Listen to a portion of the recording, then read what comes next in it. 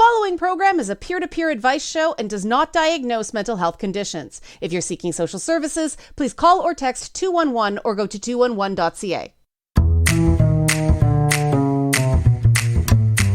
Hello, listeners around the world on radio, streaming, and podcast services. This is It's Not Therapy. I'm Leanna Kersner, and I am not a therapist, but I am your source for practical advice for everyday problems using my top 10 sayings for checking in with your best self. This episode, we're continuing our chat, our multi-week chat with my It's Not Therapy community facilitators. We call our communities Bubbles, and these are the bubbleheads. Jake, Moi Moi, Akila, and Mary Jess, back week 3.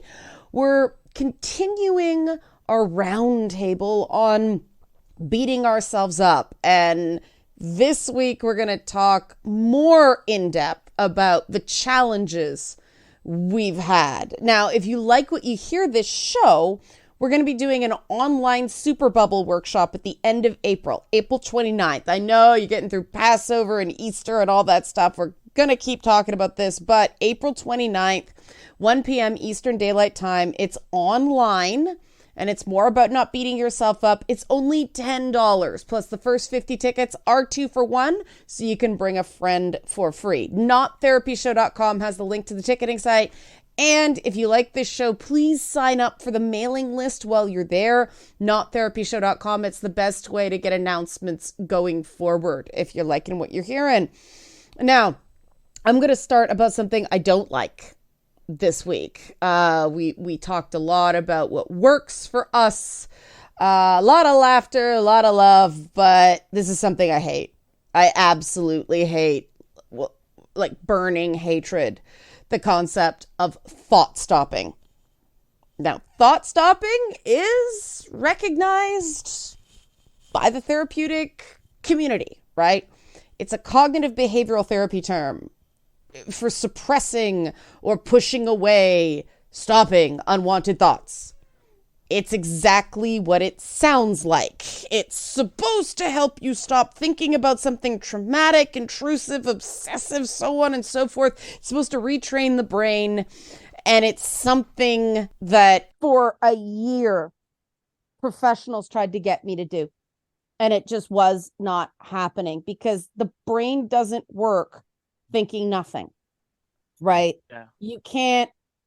And what's strange is they teach you to speak to people, not with like the one, it's not your fault, doesn't work.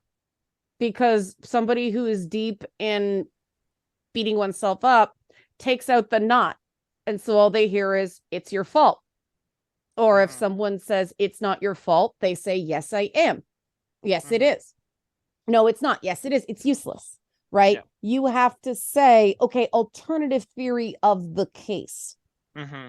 And yet when it comes to our self-taught, we're taught stop the thought. And this is a major part of cognitive behavioral therapy, some types of dialectical behavior therapy. And I love DBT. It worked for me. But this part, I had to make it my own. And it go back to the Incredible Hulk. This is a guy who can't get angry. Okay, don't get angry. Don't get angry. That's making me angry just thinking that, right? You have to, and Mark Ruffalo plays this so well that you see him dissociate, right?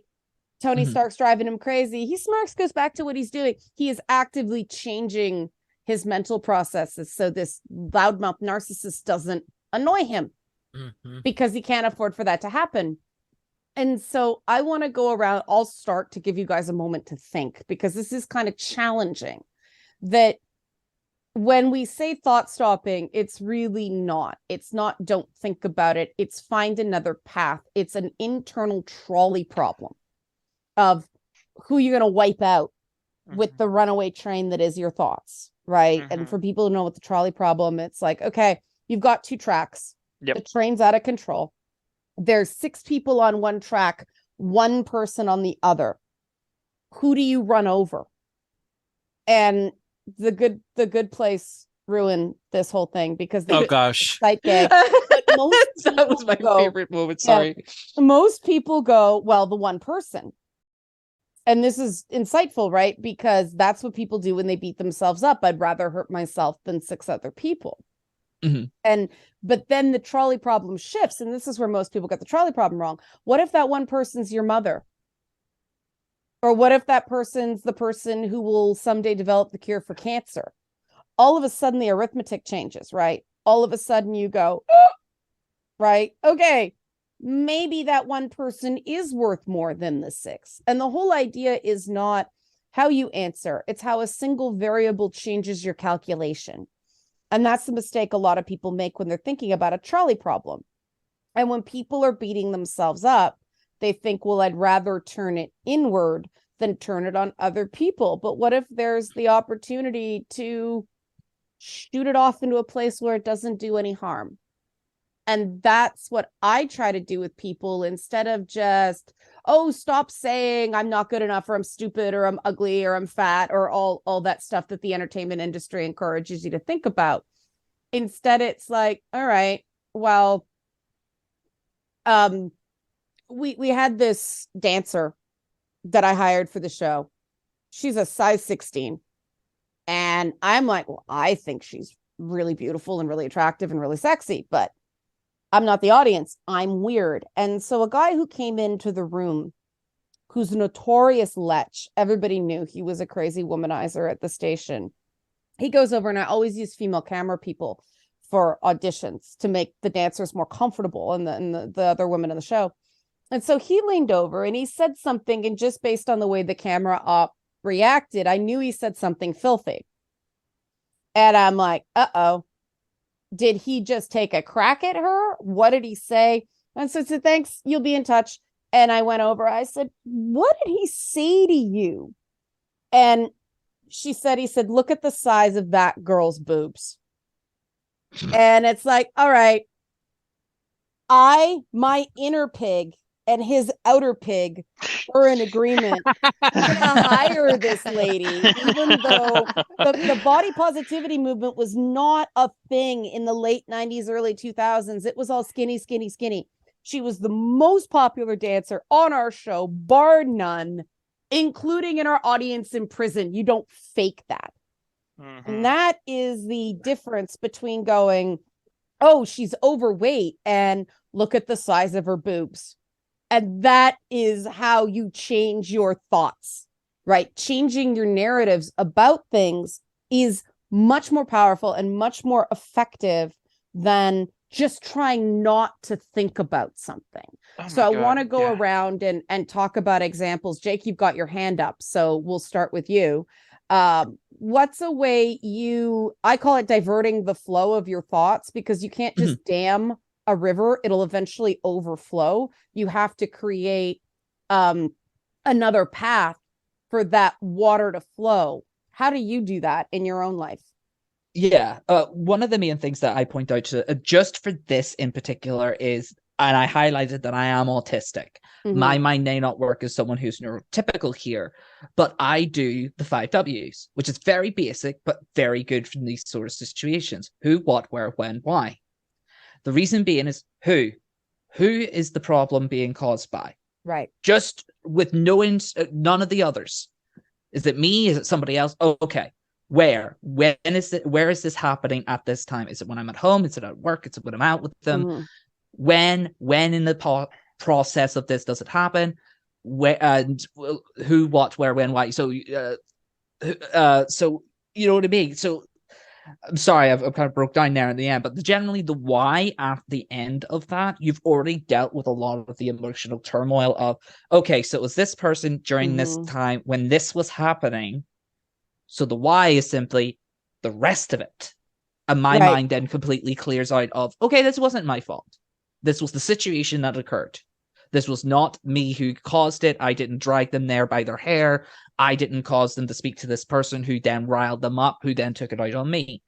And a lot of the things that people do with the self-hate is a reaction that they don't understand.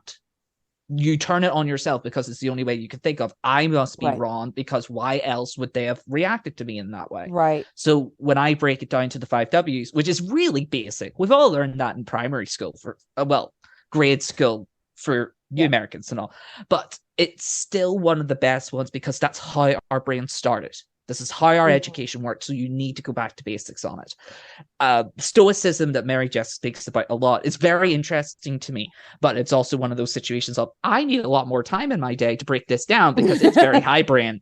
I'm doing this low brain where you have 5 minutes to figure this out. And it's just who, what, where, when, why. If you still haven't got the answer by the end of that, it's probably nothing to do with you. I think that the fact that you have autism is relevant there because research shows that one of the things about autism therapy is people can end up taking on too much responsibility for social exchanges going wrong because it's you're different, you have to mask, you have to accommodate, and it leads to what's called the double empathy gap where people don't recognize, no, it's just different. And so I think that's a really good technique that I wish more journalists I'd worked with in the past also applied when they were approaching a story. That's a story for another time, but let's go to break. A little Autism Awareness Month content there.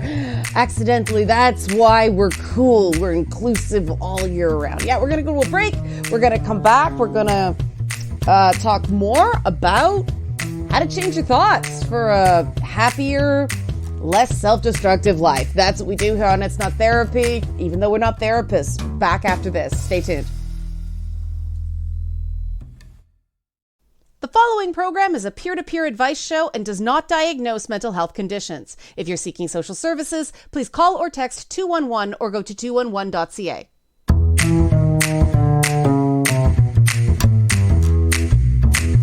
We're back on It's Not Therapy. I'm still Leanna Kersner. I'm still not a therapist. I'm still here with the bubbleheads, my It's Not Therapy community facilitators, Moy Akila, Mary Just, and Jake. And before the break, Jake was talking about how he stops negative thinking, beating himself up using a W5H method. Who, what, when, where, why, how. Break it down to the basics to prevent the catastrophe in the brain. Now, the whole purpose of having the bubbleheads here is because everybody approaches this differently. And if you like what you hear from anybody you hear, sign up for our online workshop about not beating yourself up. We want to get you personalized attention very, very affordably. April 29th, 1 p.m. Eastern Daylight Time. Tickets are only $10, and the first 50 tickets are 2 for 1, so you can bring a friend for free. NotTherapyShow.com, link to the ticketing site, and you can sign up for our mailing list there. Akila, you, I think, come at things somewhat similarly in very systemized, but I'm sure you're going to have a different metaphor here. So how do you do it? Since, I mean, you've got so many sort of intersecting things that would make it really easy to go, I'm the problem. How do you change that narrative? I don't. Okay. This is where all of my skills at handling everything failing. Okay. This is like the place where I have the least healthy reaction. I just set it aside, I'll dam it up, and then diffuse it because, I have a lot of things that are intersecting that could exacerbate, a negative outcome. Let's just say I'm out, or actually take an example. So when I was at school, this was the first semester after, as things were starting to get lifted. This was spring 2021. So COVID was still very active, and there was a mandate to wear masks inside buildings. Right. Unless you're eating. I'm like, okay. And I had just lost my mother to COVID. Oh my God, I'm sorry. And I was, this was like the ultimate intersection of just craptacular events. So, I was still feeling, very intense grief for losing my mom. We were coming into project season, project and final season. Oof. And I was having a hormone crash. Oof. And there was this guy talking all kinds of shit about COVID, and he wasn't wearing his mask. I was having a crap day, and I dug deep, and with my NCO voice, I said, "Put your mask on." Mm-hmm. And Scary. this kid, couldn't have been more than maybe 19. Okay. And he started talking shit, like he was gonna kick my ass. And then he got up, Okay. turned to face me, and he had his bag, and he jammed his hand down into his Oh bag my. Okay. That was and not smart of him. started to advance on my position. I got up and I kind of lost my footing for a quick second, and he thought that I was going to be an easy mark, and he accelerated. And before I knew it, my hand had gone to my sidearm. Okay. And he realized that I was going for a gun. And that's when I knew I absolutely have to contain myself, because if I don't, kinetic solutions are very, very permanent, Right. to something that doesn't necessarily need to be. So I have to swallow my pride, dam it up, and then diffuse that negative energy in a way that's not destructive. Right. And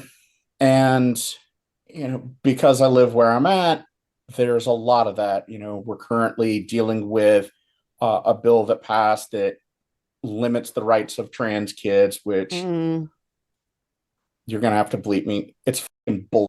Yeah. Yeah. It's nonsense. Yeah. And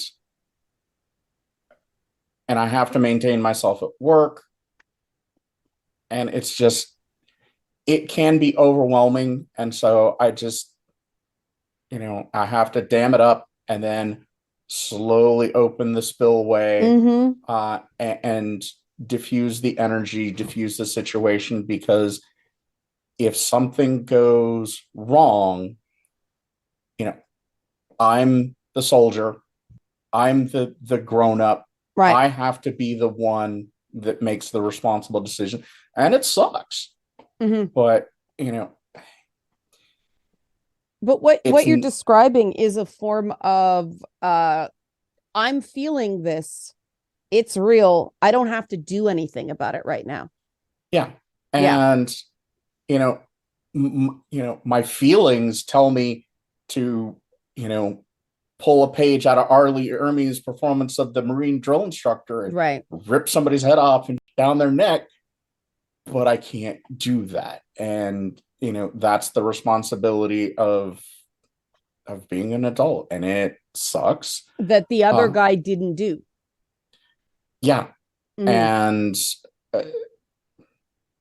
I really regret that I had that reaction, but it happened so fast and my reactions were so ingrained. My thinking was, he's displaying hostile intent. Yeah.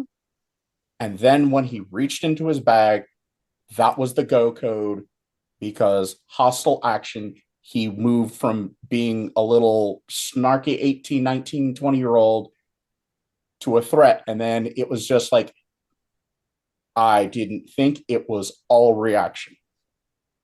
Right. Am I proud of it? No. Because that kid probably went home and had like severe nightmares, because he understands how close he came to being, breathing through a hole in his chest. Yeah. So, yeah, but that's the thing. It didn't kill him. So he has a choice to make whether he's going to behave that way again or he's going to learn a lesson, right? Yeah. Because he was the aggressor there. He was the one not wearing a mask. He was the one that got up first. Yeah. But the law doesn't see it that way. Well, yes. And you were acutely aware of it. I mean, it sounds like, delayed processing is a thing. I do it. right? But also that self-control, that restraint you showed. I mean, I think you say it's not healthy, but there's some green shoots there, right? You do have some healthy skills. It's just what happens when you feel bad later. Yeah. Now this is actually one instance where I don't beat myself up because, Mhm. 13 years in the Army, 3 combat deployments, those are the things that you practice Right. for. And, finally it was showtime and I managed to keep everything in check. Now, Mhm. I I had an absolute adrenaline hangover after that. Yeah. And I think that's something that people don't really talk about is how those chemicals will you up. And Yeah, the crash and crash. adrenaline is the emotional toll that creates. Well, the physical one too, right? Yeah. Your body's being flooded with a chemical that then has to dissipate. And it's not just adrenaline, it's the cortisol. Yeah. It's the lack of oxytocin because that's why you eat starchy food and try to get some daylight. Yep. And I had to go into a class because that happened like 3 minutes before my class started. So I was gosh. I had to maintain, and it was not fun. So you're going through an adrenaline crash in public. That ain't fun. So yeah, that's but to answer your question, or what was the actual question? I've forgotten.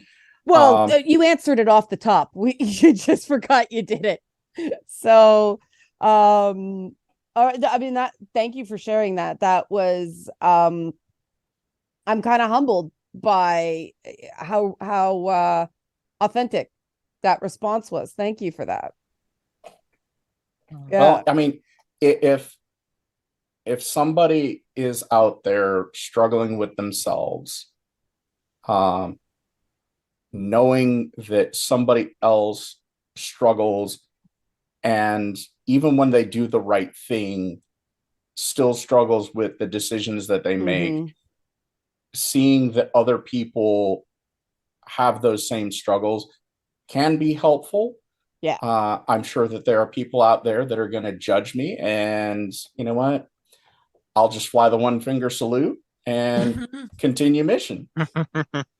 Continue mission sounds like a great way to throw to a commercial break. Actually, it sounds much cooler than going to commercial break. When we come back, we're going to continue to talk about alternatives to thought stopping. Stay tuned if you like what you hear. We got our workshop coming up April 29th.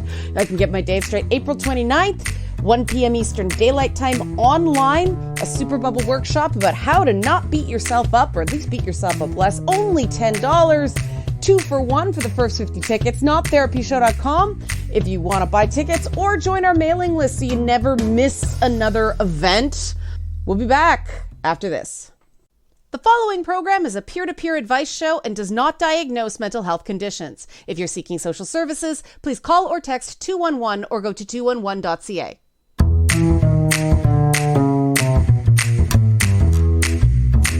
We're back on It's Not Therapy. I'm still Leanna Kersner. I'm still not a therapist, and I'm still here with the bubbleheads, Akila, Moi Moi, Jake, and Mary Jest.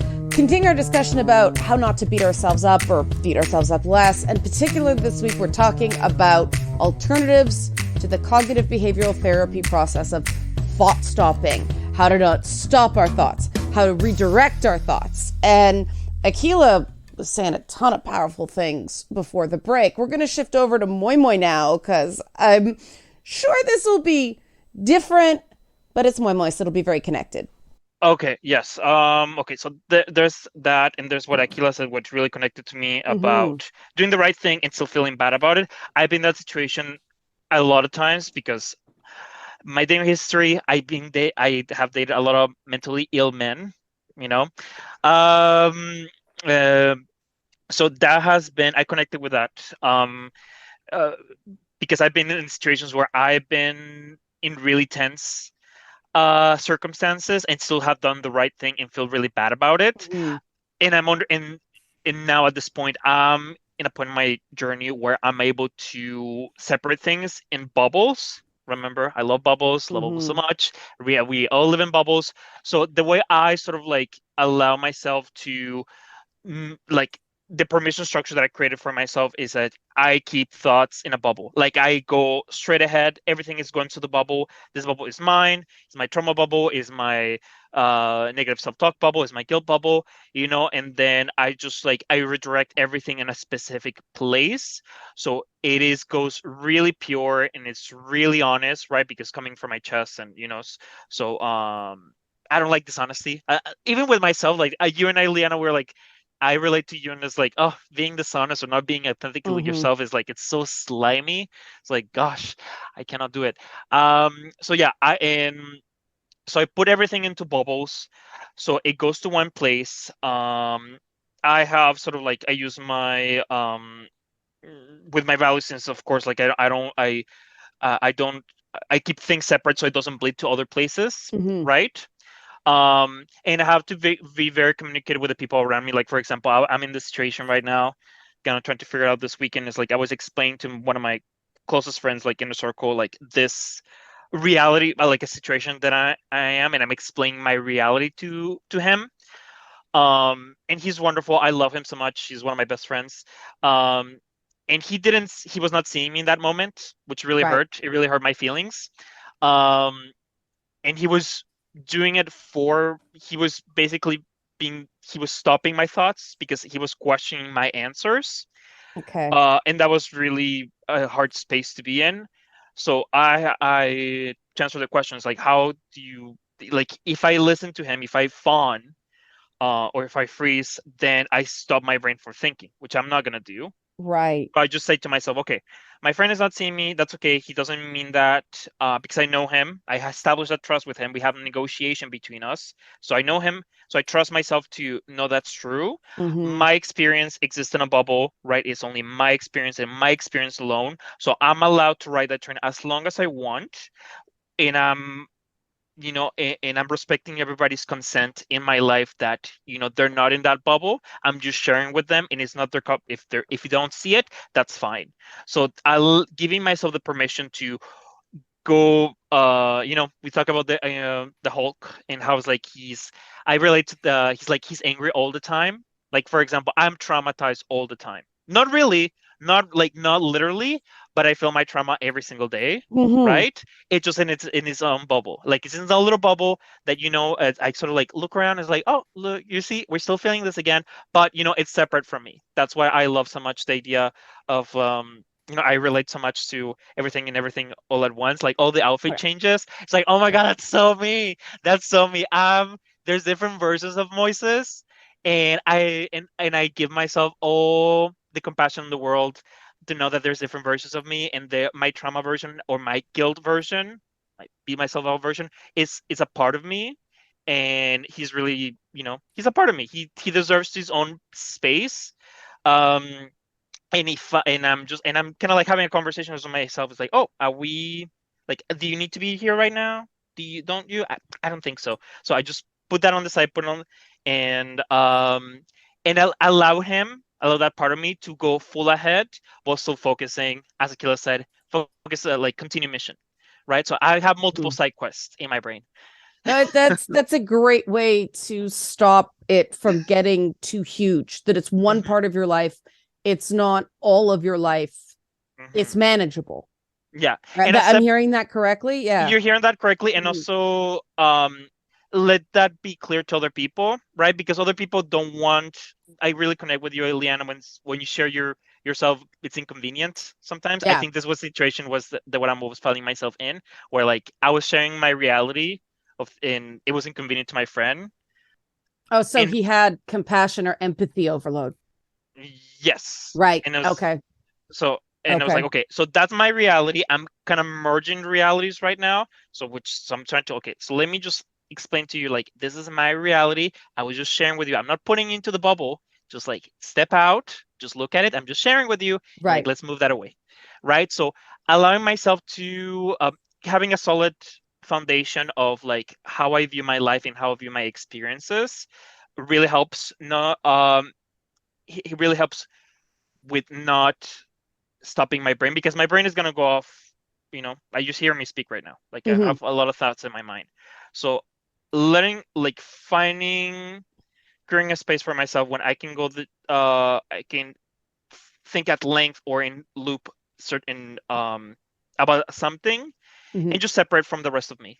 Yeah. Right. That's and I think what ties your story and Akila's story together is that it's possible to think you did nothing wrong, it wasn't you, and still feel really bad that the reality is that something happened. Totally. And yeah, I putting feel sad putting that in the right place is really important. Totally. Yeah. And being the right place is something that only you can decide, right? Good and other point. people have to. Okay, we're gonna come in for a landing with Mary Jest. Actually, let's go to break and then come back to Mary Jest, because everybody gets their own segment that way. One of the things I love about my facilitators, my bubbleheads at It's Not Therapy, is how different every single one of them is. And this show, perhaps more than the last two, shows you how very different their processes are, the way their minds work, the way they solve and lay out problems. And that's a feature, not a bug. There is no single right way to happy. There's no path to mental health. I have my top 10 phrases, but everybody has their own system. And if anything here speaks to you, all of our facilitators are available to speak to you. If you want to sample again, workshop, end of April, continuing on how to beat ourselves up less, April 29th, 1 p.m. Eastern Daylight Time. Tickets are only $10. First 50 tickets are 2 for 1. You're not going to want to miss this. Well, maybe you do, but I almost said you shouldn't, but people may not realize that's a joke. I don't like the word shouldn't, but you should go to nottherapyshow.com. Nottherapyshow.com has the link to the ticketing site, as well as sign up for the mailing list. You want to sign up for the mailing list so you get all the announcements from the It's Not Therapy team. Now we get the announcements from our sponsors. Back for the final segment and Mary Jest on It's Not Therapy. The following program is a peer-to-peer advice show and does not diagnose mental health conditions. If you're seeking social services, please call or text 211 or go to 211.ca. We're back on the final segment of this It's Not Therapy with the Bubbleheads, Akila, Jake, Moy Moy, and Mary Jest. And we're closing off with Mary Jest and the concept of alternatives to thought, stopping the cognitive behavioral therapy concept of just banishing the negative thoughts. Now, Mary Jest and I used to do a podcast called The Broken Clock Podcast together. We mispronounced that term hilariously. It was about critical thinking. We talked about the Stoics a lot. And so I tend to leave Mary Jest for last because I have the best idea of what he was going to say, but I could be wrong. Mary Jest, how do you reroute your thoughts? So it's not just stop a thought, it's taken a completely different direction. Right, because the whole thought stoppage thing never really felt. I mean, so disclosure, I do live with someone who has a lot of thought cathedrals. I say is my husband is a brilliant person, and like every person with an incredible intelligence, they have a tendency to occasionally build what I call cathedrals of self-doubt. Guilty here, yeah. Interesting. And because in my mind, I'm thinking the Baroque cathedrals, the ones that rise and you add turrets and for the longest time, I kept and this was I admit this was a I would call it a failure on my end. I would tell him, stop doing this, stop, because you can't. Your brain exists to think. That's what it does for a living. That's why you pay it in, fatty foods and, things that are good for it. And it's not a matter of stoppage as retraining, as building Mhm. habits. And of course, it's like, it's like telling someone, don't think about pink elephants. Yeah, not gonna happen. Um, or Pink don't think elephants on don't think parade. Yep. exactly, or don't Yep. think about Carol Channing's O face. There you go.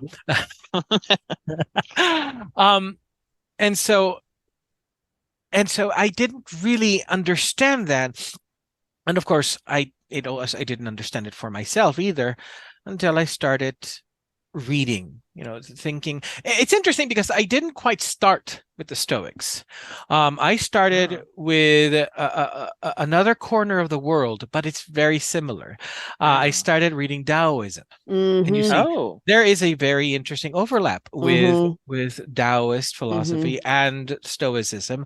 There are, of course, differences because of cultural practices and historical context, but ultimately, when you look at the core of each, it's all about becoming aware of what nature is, of what the nature of you as a person is, of what nature of the world is. And, the Taoists will tell you there is nothing except the Tao. Yep. Everything is one thing. The Stoics might phrase it differently and will say, this is not a direct quote. It has kind of been distorted. They say life is opinion, but what they mean is this. Oh. There is an event that happens, right? And that is a factual thing. That thing happened, but you have an interpretation of that thing, such when it moves past the factual description of the event, such as, for example, my garage exploded. You have that event, and then you immediately go into the opinion.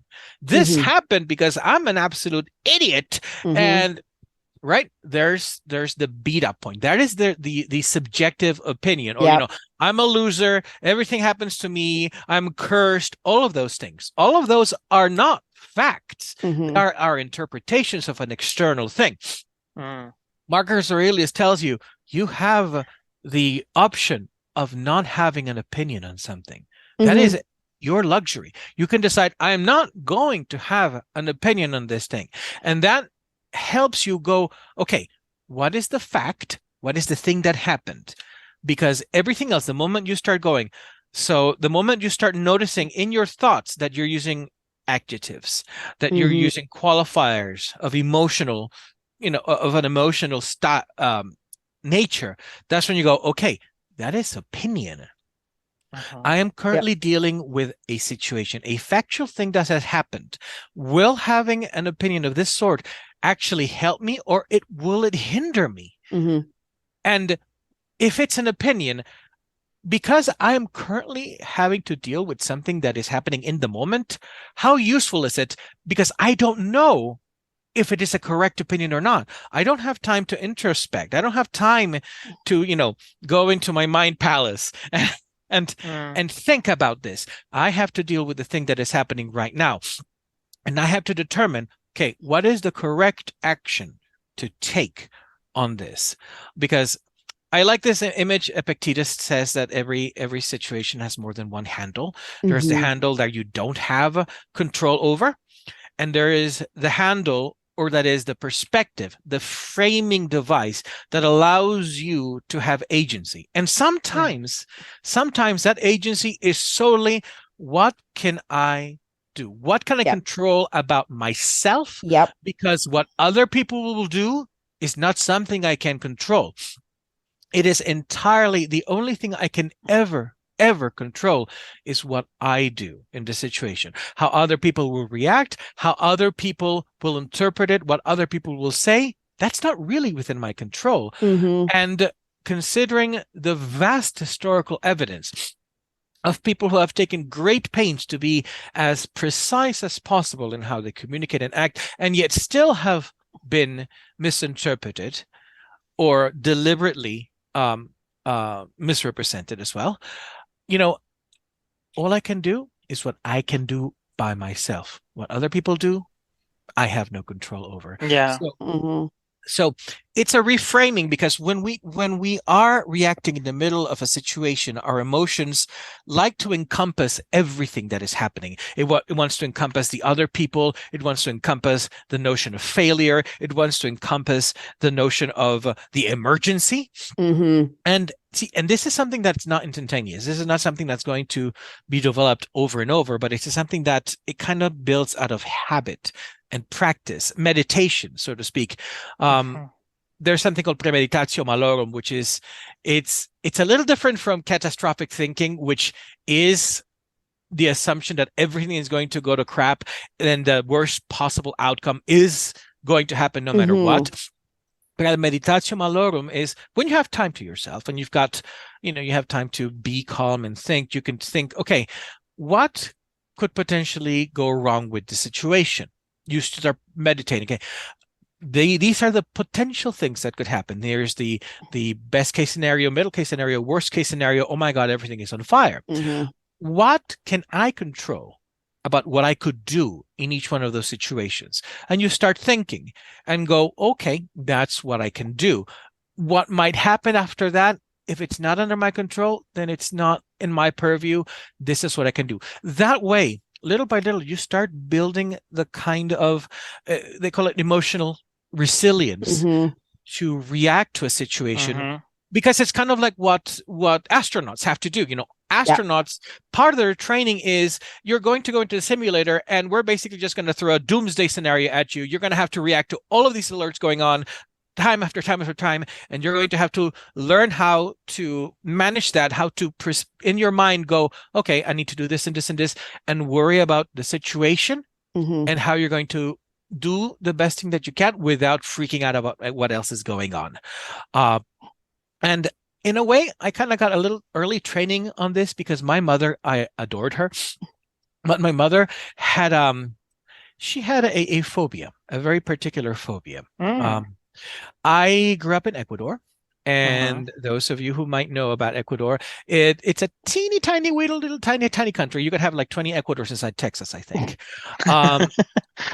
And it's right at the end of St. Andrew's Fault. Oh. And so we grew up shaking like a jello mold most of the time.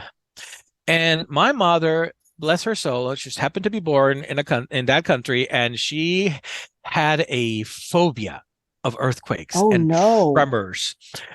And many a time as a child and a teenager, I would, we could suddenly see the lamp starting to sway, and we could feel this earth going, whoa, whoa, whoa. And surest thing, you would hear right from the depths of the house, "Temblor!" And my mother screaming out the top of her lungs, and sometimes going out in soaking wet in only a towel because she had been in the shower, running straight for the door to go out on the street. And very soon I learned to keep calm in a crisis, because the first time that happened as a child, she did go out in the street and she almost got hit by a car. So I started thinking, what I can do next time, any way I can help. So I learned to block the door bodily with myself by stretching myself across the door, because you're supposed to be in the door frame. And so that was kind of a bit of an early premeditatio malorum training. What can I do if I'm around and a tremor starts and my mom loses her shit, just to keep her from running under the street like a crazy bird and getting hit by a car. And so it turned out that, as a kid, at first, tremors scared the shit out of me. Because, Earth is shaking, things move. You hear this really weird happening because, houses don't like when they're shaken. Yes. But because of that premeditation and just through, doing it in practice, it turned out that at the end, I wasn't scared, I did not feel the terror from the tremor, because I had a priority. Right. I had a premeditated path of what to do, and so my goal was just keep mom from going out and flailing on the street, because getting hit by a car is not nice. Yep, pre-planning is really, really good. I knew you'd land the plane brilliantly there, man. So I got nothing more to say other than thanks everybody for our first multi-part bubblehead quorum. the word quorum keeps coming up in these, so I'll say bubblehead quorum. Akila, Jake, Moy, Mary Jess, thanks so much for joining me. If anybody wants to hear more from the bubbleheads, see more from the bubbleheads, I've been plugging this all show, but I really believe in it, obviously. Our workshop on beating yourself up less, being kinder to yourself, April 29th, 1 p.m. Eastern Daylight Time. It's completely online. You do not have to show your face. You do not have to use your voice. You can just communicate by text if you so choose. If you want to be seen and heard, you absolutely can. But if you want to just come and listen and get a sense and be around people and feel not alone in about the safest way we could possibly think of, April 29th, 1 p.m. Eastern Daylight Time. Get your tickets at nottherapyshow.com. Nottherapyshow.com. Only $10 a ticket. First 50 tickets are 2-for-1s. You can bring a friend for free. That's another support thing. It'll be fun. If you've been listening the last 3 weeks, there's been serious moments. There's been laughter. There's been a lot of support. There's been a lot of different viewpoints. And of course, now I'm doing my final thoughts in part to come to time on the radio version of this podcast, but also to recap. All of my top 10 phrases were in some way or another based on not beating yourself up or beating myself up less. Starting with the first one I came up with, don't let problems that aren't your fault lead to mistakes that are. That's what Mary Jess was saying about, I'm in the moment. I can't do anything about that. You can not run into traffic. Proverbially, right? Don't run into traffic. The next one, core values are more important for relationships than common interests. Obviously, this is a very, very diverse group in more ways than one, but we have the core values that line up. You can learn to appreciate things other people love. You cannot change the essential way you view the world to please other people. And that brings the one we've been talking about, control. All episode healthy goals are based on things you can control. Focus on your actions, not the opinions of others or that voice in your head that likes to scream at you. And this is when we come to number 4. Perfect is a lie. Stop trying to be perfect. No, seriously. Stop trying to be perfect. Immediately connected to number 5. Self-esteem cannot exist without self-compassion. Moral of the whole 3-week cycle of not beating yourself up. Be compassionate with yourself. You screwed up. That's okay. You may have lost a friend or an opportunity. That's okay. It happens to us all. No, really, it does. And I'm at a time, I filled time like an expert, like a pro. It's like I've been doing this for a while. Your crazy is only a problem if it's hurting you. Head on over to nottherapyshow.com.